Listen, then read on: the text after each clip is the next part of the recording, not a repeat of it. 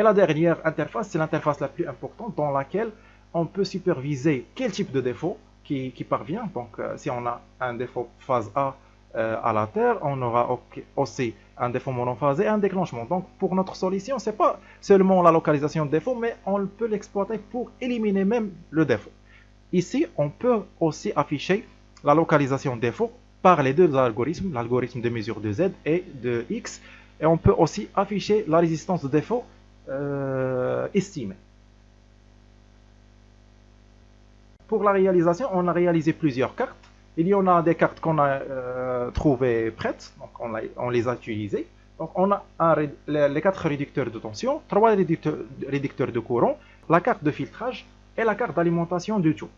On a ajouté bien sûr la partie offset pour éviter l'annulation de la partie négative dans la carte.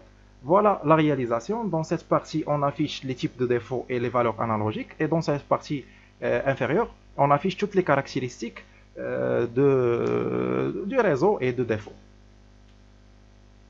Afin de critiquer les résultats, on a fait deux types de résultats. La première, une vérification sur MATLAB, dans laquelle on a fait notre modèle de ligne avec deux postes qui relient une charge via une ligne de transport.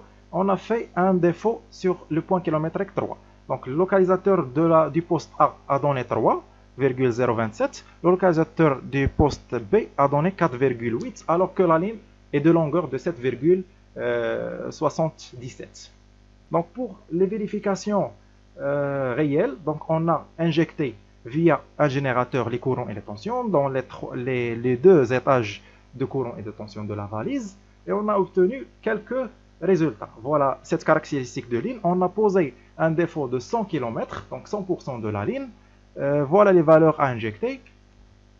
Et les résultats sont donnés dans l'interface comme ici. Donc le localisateur par mesure de X a donné 103, par mesure de Z a donné 105, alors que la longueur de ligne est égale à 102,8 km. Donc les erreurs sont les deux acceptables. Pour mesure de l'algorithme X, il a donné 0,75. Pour l'algorithme de Z, elle a donné 2,6. Donc les deux défauts sont des défauts qui sont avec des résistances de défaut égales à 0. Donc quelques résultats sur différents points de kilomètres, donc 25% de la ligne, 50, 75 et 100% de la ligne, avec différents types de résistance de défaut.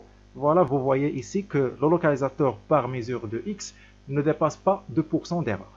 Donc c'est la même chose pour la mesure de localisation sur phase-phase et pour la mesure de 3 phases, donc les défauts triphasés.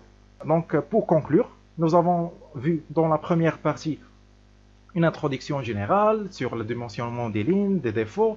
Dans la deuxième partie, on a vu les différentes méthodologies de localisation de défauts, à savoir les deux qu'on a cités précédemment.